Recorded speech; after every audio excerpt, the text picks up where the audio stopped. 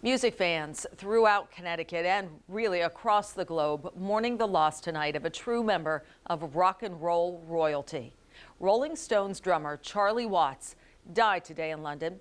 The cause of death was not given, but the 80-year-old Watts announced earlier this month he would not be touring this fall in order to recuperate from a medical procedure. And while Mick Jagger and Keith Richards get the attention, it was Watts' consistent, reliable drumming that provided the band's musical backbone for almost 60 years.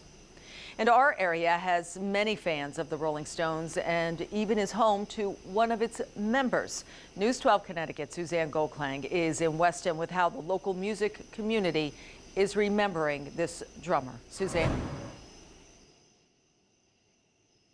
Good evening. We are here in Weston because Keith Richards lives here. I'm told a number of British rock stars are attracted to this part of Connecticut because it reminds them of the English countryside. Now, Charlie may not have been a household name, but his drum beats in decade after decade of recordings and concerts made him recognizable worldwide.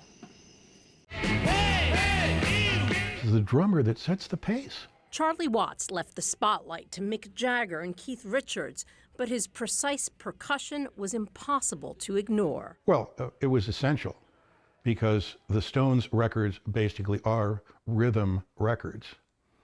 The beat is extremely important. Music historian Gary Thoreau keeps a huge collection of Rolling Stones albums in his Norwalk home. As far as Charlie was concerned, his job was to hit every note perfectly, which he always did. He was an incredibly precise drummer, and play his part. By adding that extra little jazz element to that rock sound, I find that the Rolling Stones became more interesting that way.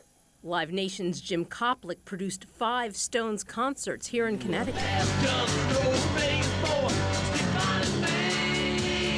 They have held their youth despite their age. He got to know the band, including Watts, personally. He was very proper, and again, that was over 30 years ago. And I marveled at the way he played drums because he was more of a jazz drummer than a rock drummer, yet he was backing a rock band, and I found that very interesting. He points out the drummer's passing reminds us nothing lasts forever. Even the Rolling Stones. It's a sad time for people my age that are watching all their great heroes slowly pass away. Now, Jim met Charlie at one of the most famous Rolling Stones shows in the history of Connecticut. It took place at Toad's Place in New Haven and came as a complete surprise to the audience. And by the way, it also celebrated that producer's birthday. In Weston, Suzanne Goldklang, News 12 Connecticut.